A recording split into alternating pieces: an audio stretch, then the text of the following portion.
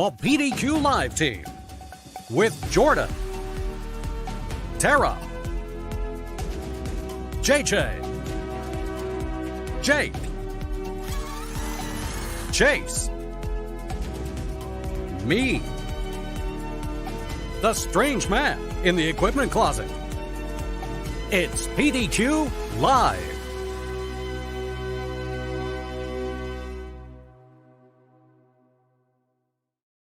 And here we go. We're back. All right, everybody, welcome to PDQ Live. We're talking Security Day because October is Security Month. But I think if I'm being generous, Tara and I are mediocre at security. So we brought in a true expert and longtime customer, longtime listener, first-time host, Tim McCabe. Applause.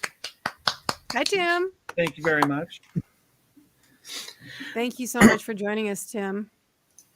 Now, did you guys want to start with kind of laying the groundwork of why we wanted to talk about security? Because there's a couple reasons, really. One, October is Cybersecurity Awareness Month. And so we thought, let's do a little bit of a deeper dive. And then as Tara did the deep dive, she started coming up with some interesting information that we wanted to share out here. And Tara, if you want to go, and Tim and Jordan, if you guys want to go ahead and walk through some of these slides, this does kind of paint a scary, ominous picture of why we're doing this today. Scare them first so they're ready to listen.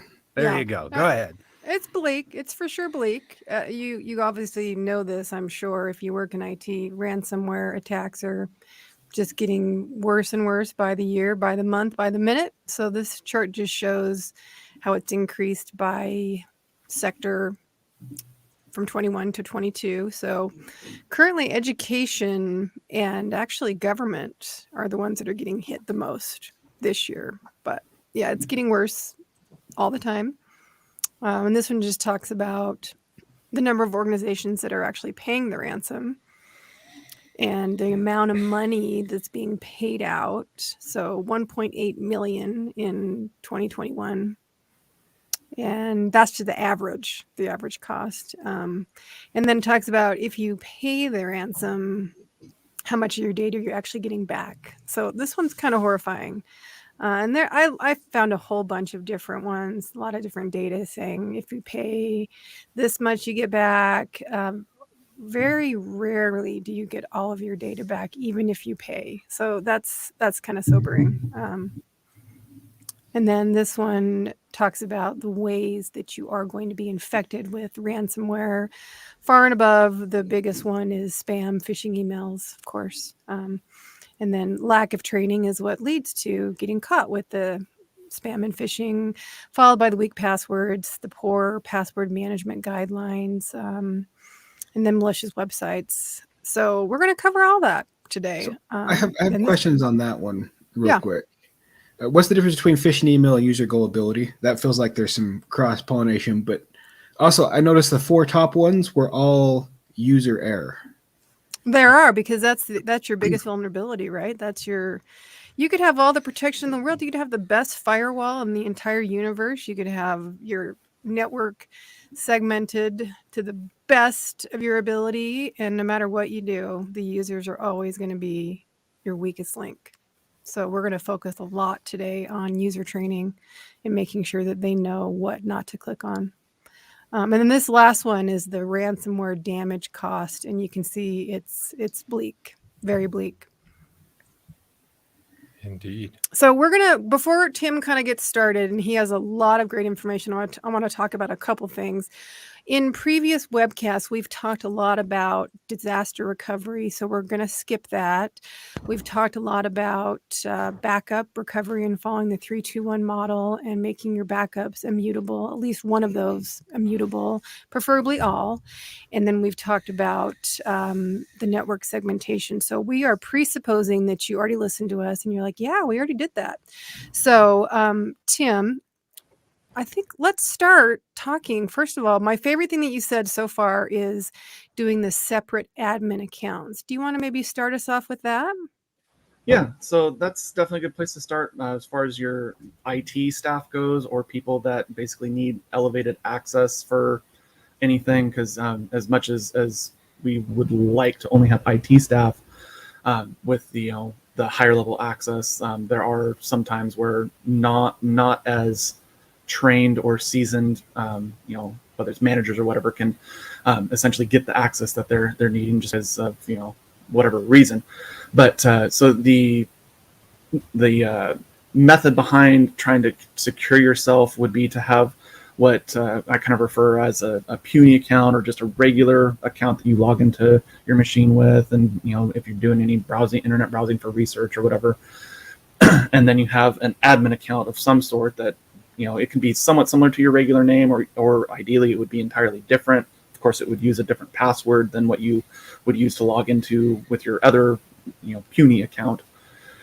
But you would ideally only use that admin account for elevation purposes. You wouldn't really use it to log into anything, just because of if you're unsure, just because of whatever the circumstances of your organization or whatever it may be, anyone at any time could potentially find their way into your system, and then they can start doing Mimikatz or other sorts of vulnerabilities to scrape your credentials. And if you're logged into a device, you can leave yourself logged in or whatever the case may be, then they can get that admin data. So just using it purely for elevation is what's best recommended, at least in my opinion.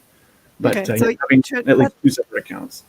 Just to clarify, so Tim, are these AD accounts? I'm logging into my normal machine with an AD account that doesn't have domain admin credentials. Is that your suggestion? Yeah, for like AD, so just your local Active Directory. And honestly, for whether it's like Microsoft and the Azure Cloud or G Suite or whatever, it would really be best to have a separate admin account for your like 365 technicians or whichever that are doing that admin level work, where they can turn things on and off that could have a detrimental impact on your cloud infrastructure. Perfect. Okay, love it. All right, so we got that out of the way. Should we start with the users? Those are our real problem children, right, Tim? Yes, as much as we, just like was already said, you can have the greatest antivirus and things implemented in place, but ultimately it comes down to who isn't maybe paying the closest attention, or like user training is one of the things that we'll get into where they aren't thinking, or they haven't had their coffee, or whatever the case may be. And clicking a link in an email, going to some personal website, or even if you allow it within your organization, accessing personal email, which I don't recommend having access to personal email within working environments. And something that came in personal gets opened on a work device, and then things get bad from there.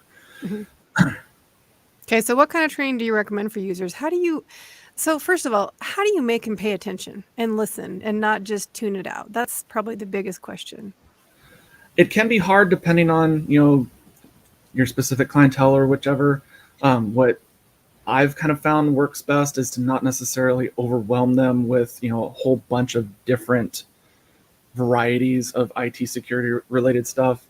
You can kind of go semi-frequently. I mean, obviously you don't want to be having like a once a week or even really like a once a month training, unless there's something really critical that you need to go over because everyone's clicking malicious links or whichever.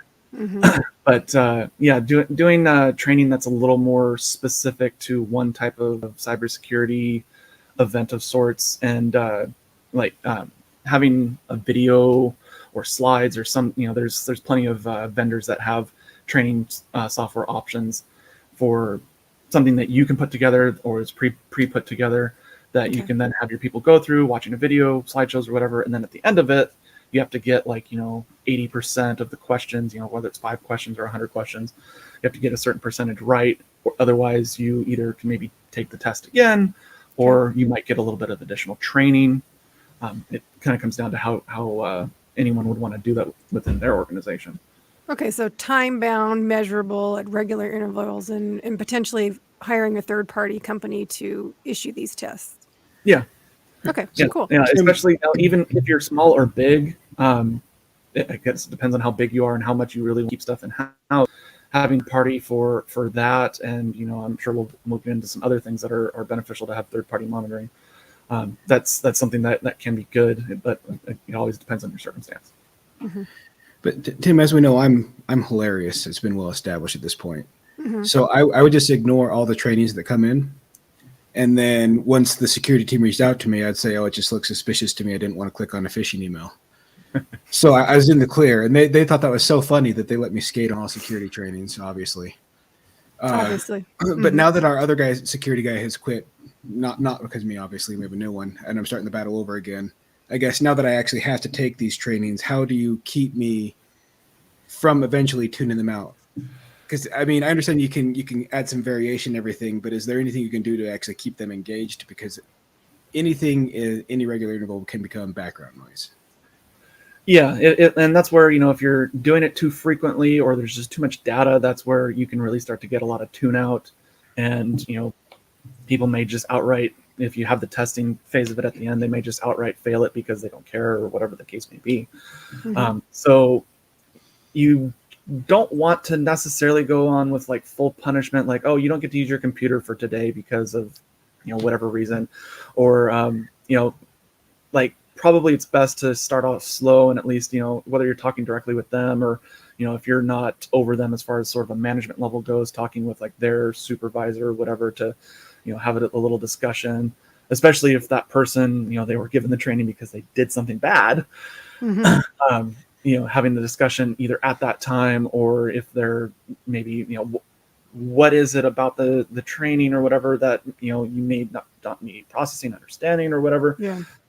And if you're able to do that, because you're either small enough or you have enough people that can do that, or the third-party company is allowed to contact staff in that way, Mm-hmm. Then that's something that you can kind of help to get a little more personal. I mean, trying to think about it because I have a son in school, and the smaller the classes are, you can get a little more one-on-one. And for some people, they kind of need that one-on-one instead of just having sort of a robot in a sense telling them the information. Yeah. So Tim, you're actually, I think that you know what's going on in the comments because you just addressed everything that they're kind of chatting about. So yeah, get their manager involved, make it a conversation, and actually talk to the user. I know that's scary to a lot of people, but yes, talk to the user, right? And then I just want to bring this up quickly because I'm seeing it a lot in the chat. I absolutely agree. Don't let your users be local admins. Horrible idea. Tim, what are your thoughts on that? Yeah. Just don't do it. Don't do it. Yeah. It can only lead to chaos, really. Oh yeah. Okay. And I don't even know off the top of my head because I'm not sure how widely it's used, but I believe there's still the option for power users, and that is not an admin, but it is close to an admin with some of the things that I'm at least aware that it could do within previous iterations of Windows. So just user. That's all anyone should have for when logging onto devices. Yeah. And kind of going back to what I said, where even IT staff, they should not be logging in with their admin, and you should take a certain level of caution when you're doing any sort of installation, especially going into IT security. There's some of the third-party tools that a lot of techs use that are getting malware basically laden into them. Yeah. So making sure that you're fully aware of what you're downloading and is it safe. I mean, running a scan on a new piece of software you might be analyzing just to let your antivirus get a good look at it if you think you have any suspicions about it. Yeah. So there's a lot of questions for you that are coming up. So Tim, I'm going to glaze over a couple things and just tell our listeners a couple of items. Tim, we've now dubbed him Terra 2.0 because he has done exhaustive research and work in prepping for this webcast. So Kelly's going to make available some documents that Tim put together. So don't worry about writing down the things that Tim is saying. You're going to be able to access these later because we knew we weren't going to have enough time to cover everything in Tim's brain because it's too much. There's too much. There's too much. We'll put them in the description in YouTube after the webcast. Yeah. So Tim, let's move off of users because let's face it, we're not going to fix that issue today. So can we move on to MFA? And before you get started, I just want to say we've made several videos to talk about this. So if you haven't watched them, please do because it's easy to kind of protect yourself. But Tim, let's move on to MFA. Turn it on for everybody. Yes? Yeah, it's really going to be best to turn it on for everyone. There isn't, as far as I'm aware of with my experience, a pressing reason not to have it turned on for everyone. There's a lot of flexibility that you can get with MFA, because if you have an organization that assigns you a phone that can get your like Microsoft Authentic app, or you can have like your conditional access policies that can tie in with your MFA, that you would be allowed to even use a personal phone for MFA. That kind of gets into a little bit of a gray area. So it kind of depends on how much or how many people you would want to be able to have that. Usually, like my recommendation about the only people that really should have MFA and only MFA on a personal phone would be like sort of your higher level IT, if they're on a vacation or just they don't have any means of accessing a work device. They can use a personal device at least to maybe get into some chat or emails or whatever, and try to help out with whatever could be going on. Yeah. Okay, and so MFA for VPN users, you want that, Yep. of course, yes. Okay, and then we had talked about using MFA and conditional access hand in hand. Do you want to elaborate on that a little bit? So your conditional access, I would definitely have something and try to make it as restrictive as you can get away with. Just as a good recommendation for that. With that, you can get really granular, where you not only have something you have and something but also like location based, where are you within the U.S. or are you connecting from a specific IP address, things of that nature, where because of what's going on in the world over in the Eastern Europe area and whatnot. I know there's a lot of organizations that are being restrictive in that sense and not allowing pretty much anything outside maybe North America or the U.S. But even that carries, that I can go down the path of that. But that at least does help in a certain sense, where you have your location-based connection for conditional access policies. Okay. We actually have a question. Got a question related to this real quick. Let's grab this one. Anyone know a way to require MFA code versus notification through policy? James D. Well, yes and no. I was kind of ranting about this in the in the pre-show. Well, Tim, do you want to answer this? Because I can rant, but it can kind of depend, between what I'm not as aware of, G Suite. I'm a little more aware of Microsoft. So when it comes to MFA, you're typically doing that from your cloud, with your Azure connections and whatnot. And requiring it is where you can have your conditional access policies, like we were just talking about, be pretty stringent on, that you can tie it into a group and only certain people in that group are allowed. And then anyone else trying to connect to your cloud resources that isn't allowed MFA or isn't configured for MFA can't get to it. Mm-hmm. Yeah, you can push a push or you can push a code, right? Is that the question, James? I think that's what he's asking. Am I misreading it? That's what I'm reading is because push generally what I'm reading this week is security people don't like push, right? It's too easy. They want the code. They want to see that you're getting it in the code. Yeah, I think I was misinterpreting the question. I was thinking like a notification that you need to configure your MFA, but I understand where you're getting at in that sense.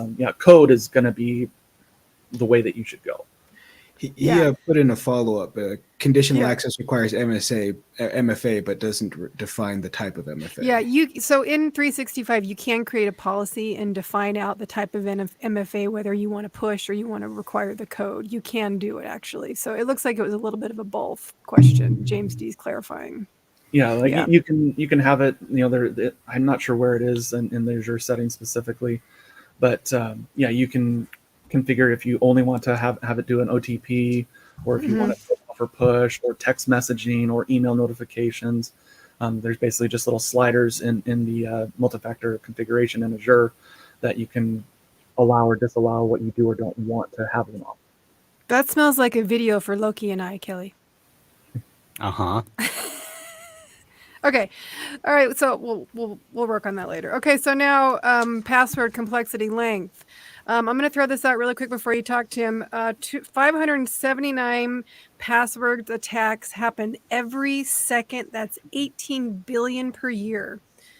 18 billion per year. So tell us your password requirements. What are your suggestions? Do you want me to throw the graph up? Also? Yes. Yeah. So what should we do with passwords? That right there kind of gives you a good idea of where you would potentially want to land. My sort of with my experience and where we have kind of been, at least something in the like 15 to 16 character range, and not necessarily full complexity where you require numbers upper, lower, and special, but at least requiring 3 of those. A lot of the times with some of the like hacking software, essentially, we're trying to just break the hash. The configuration is to just assume that all of them are present. So if maybe not all of them are present, that kind of gives it at least a little bit more time before there's a potential, decoding the person's password. So, and that would be for your, like, going back to what we were talking about with normal accounts. So yeah, with your normal account doing, making a minimum of, 15 to 16 characters in length, and having a good deal of complexity. Your admin passwords would, I would certainly argue that those should be a bit longer in the 20 to 25 character range. And something else that we didn't quite get onto, but I'm sure a lot of people in organizations use service accounts for various things with non-expiring passwords. Yeah. There's definitely having non-expiring passwords. I can see the use case and the convenience and whatnot. I would really argue that for those service accounts, because they're usually high-level operating service accounts, that you should probably be changing those at least 6 to 12 months, as much as a pain as that could be. Well, Tim, that's interesting, because the argument against changing your passwords is because people forget it. But if you're managing your service accounts, and you're not going to forget it because you're going to document it somewhere that's safe, and that makes sense. So for users, non-expiring 15 characters or more passwords. Yes. Yeah. And I know, like, between Microsoft and certain other companies that you can even have it basically detect if there's, if it's like, I'm using password 123, or just like, password 111, where you have repeating characters, whether it's repeating characters at the end or in the middle or anywhere in between, or if you're doing sequential. I mean, if that's an option where you can prevent that from being an option to someone setting their password, that would also be a good way to go. So you can do that, and there's a video for that. It's custom band passwords you can set up in Azure. So head to our YouTube page after this, and I show you how to go do that. It's ingenious, actually. It uses the Azure AD algorithm, and so it does exactly what James is talking about. It prevents those sequential passwords. It prevents any custom or any easily guessed up. It goes down, so it'll stop them from using their first name. It'll stop them from using their last name, and so you can use up to 1,000 passwords, or 1,000 words you can put in there. So you would want to use password, temp, anything like that. So it's pretty easy, and it's something you should definitely do. Yep. And then, James, we talked about enforcing this. So you can enforce it in 365. You can enforce it in group policy if you're on-prem or if you're hybrid. So enforce that password policy. Okay. So now, James, wow, we knew we weren't going to make it, but let's briefly, let's talk about antivirus. We're only on bullet point number 4. Hold on. Before we move on passwords, I think we should mention lapse as something that's pretty valuable. Oh, yeah. Make sure. Yeah. Just because that's something where the password's going to be randomly generated, and I think you can define how often that rotates through, and you just have to have the account that gets in there. So even if they get that password, it's only valuable for a very limited time. I think that's, as far as security goes for credentials, if you can set up lapse, still one of the go-to methods. Yeah. And I'm pretty sure you guys did a video at least a couple of years ago on that, and I don't think that anything has really changed drastically with getting that set up and configured. So yeah, lapse is, if you don't have lapse, you should really be looking at getting lapse going, just because it's if you're using a local admin account, which you probably do need to do at least to a certain extent, the lapse is good to prevent that singular password from just being on every single device across your organization. So if someone is able to get that, like Jordan said, it's only for that one device and not every device, and then it's a certain period of time. And Tim, you nailed it. We actually did do a webcast on lapse, and we talked about that yesterday, and we're surprised that I think we did that in 2015, believe it or not. And it was shocking to all of us that there hasn't been really any change. No, it was 2017. Yeah, but there haven't been implemented that in 2017. Yeah, so 2017, there really hasn't been changes since then. So I think the webcast is still relevant. So you can go to our YouTube channel and find that. But at this Thank you, point, I Tim. think it's safe to just be complacent and ignore any sort of reading to check for changes. Exactly.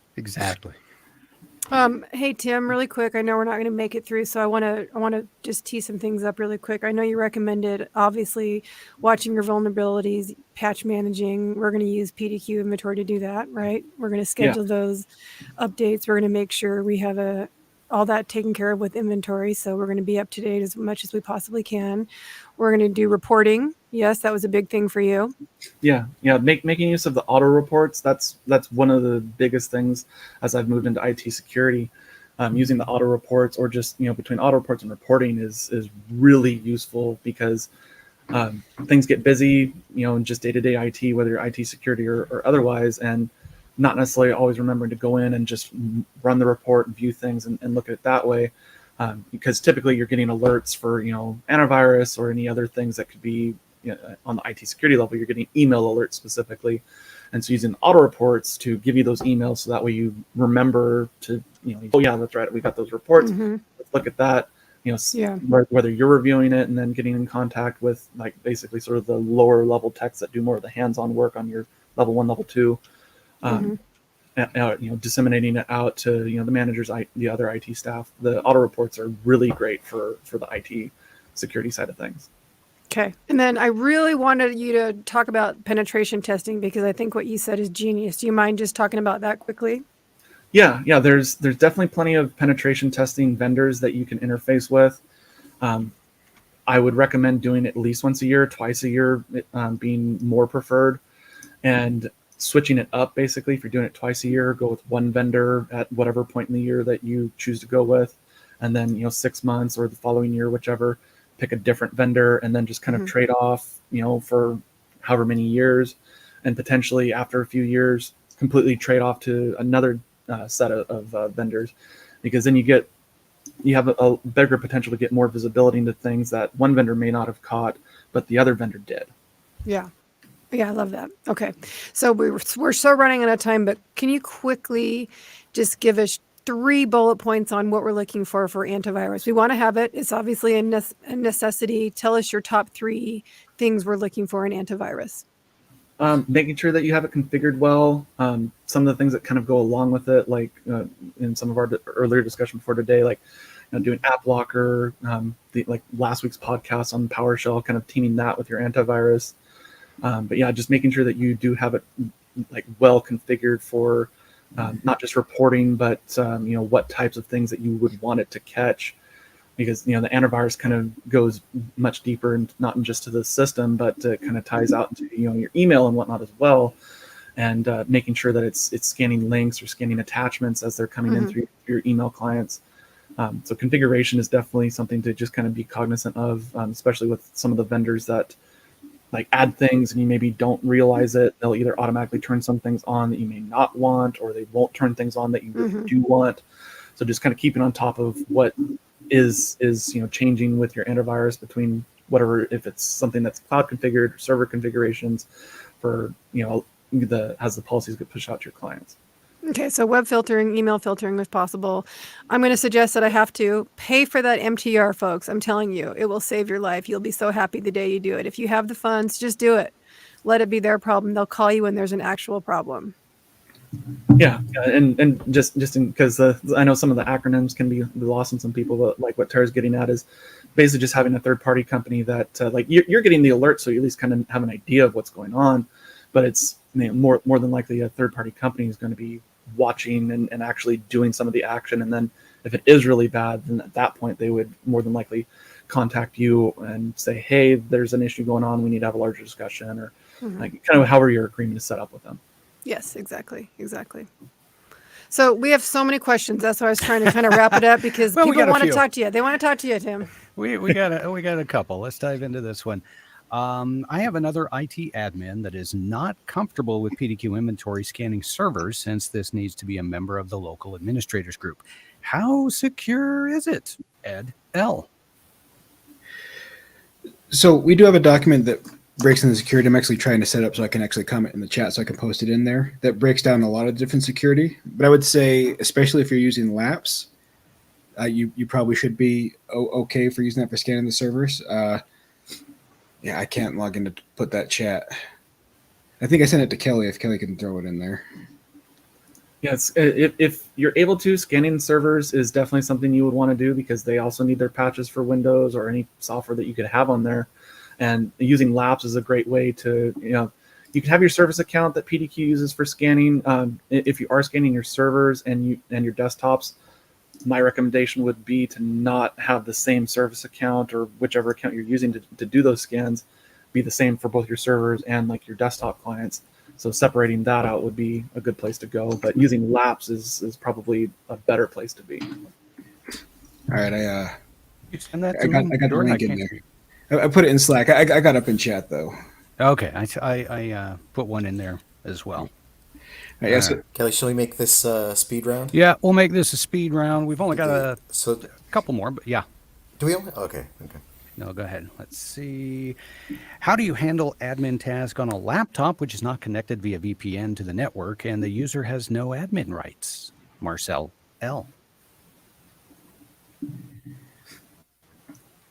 Silence. Yeah, You don't. No, I'll tell you why I like this question. Because for too long, Tim's been hiding with the value of internet searches during our webcast, answering questions. But now he gets one live. He gets the full blow of the live webcast. Well, I mean, I didn't want to necessarily talk over anyone if you, Jordan, or whatever, but like my recommendation would be if you don't have an MDM solution, that could be a good place to go because you can effectively have that configured for internet facing. You push a package essentially to that device to uninstall VPN if it's client based, and then reinstall it after the uninstall is processed. So the user doesn't even necessarily have to have any sort of admin rights. It's basically your MDM taking care of it for you. There's a lot of configuration, everything that goes into MDM that has a good deal of cybersecurity relations and whatnot. So, but PDQ has the MDM solution that is geared mostly towards iOS, if I'm not mistaken. Okay. Next question: YubiKey versus Authenticator. Why or why not? Luke B. You can do both. Basically, YubiKey allows you to use the authenticator essentially within YubiKey. When you configure your YubiKey for OTP, that is virtually the same thing as authenticator. You have your scrolling code, and then the other level of configuration that you can get by having a YubiKey is using the FIDO2 authentication. Because that gives a greater degree of sense of you can, if non-IT or whatever leaves their YubiKey plugged in, and you have a level of requirement for doing FIDO with the YubiKey, then you have to physically touch the device in order to activate that authentication. And so that's a good place to be, where you get that prompt where you need to actually touch the YubiKey in order to allow it to fully authenticate. Boom. All right, final question today. What is the best way in Azure AD to report on password access being granted, but MFA failed due to a malicious actor gaining access to a user's MS365 password? Drew, The audit log, the sign-in attempts will show you. You'll see a bunch of failed sign-in attempts, and you'll see they failed, and you can look at the IP address, if it's a weird IP address, or if the location is a weird location. If you know the user lives in Salt Lake City and you see they logged in Dubai, that's a pretty easy way. So I usually start my day looking at those every single day just to see if I've got some issues. Yeah, and like at least for with Microsoft and Azure, logging into Portal and going into the Azure Active Directory for just like what Tara was talking about. And you can set up configurations for email notifications reporting on like risky travel, where a person was just logged in and in this city or whatever, but then they magically show up in some other city, and you can get an email notification either to yourself or your third-party security vendor or whichever, and they can get in touch with the user, the manager, or whomever to try to determine what may have happened. If they left themselves logged in back in the office, but then they are vacationing somewhere and it was legitimate, or it was potentially illegitimate. Now, I don't want to promise anything, but I have been discussing this with Jordan in a way to automate it and bring the logs in from Azure using his favorite thing in the whole world, PowerShell. But that's later. I do Python now. Oh, Threw us a curveball there. All right, cool. Well, as we say, camera 2. All right. Well, thanks everyone for tuning in. I know security is not always a pleasant subject, but it becomes more important to understand and have a solid grasp on daily, it feels like. So thanks, Tim, for helping us out. We definitely got a lot of information out of this one. Yeah, thank you guys for having me on. It's been great. Yeah. For PDQ.com, I'm Jordan. I'm Tara. Don't forget to look at Tim's list. It's great, you guys. Thank you for being a part of our webcast today. If you had questions that we were not able to get to today, feel free to reach out to our support forums. Thanks again for joining us, and we'll see you back here next week.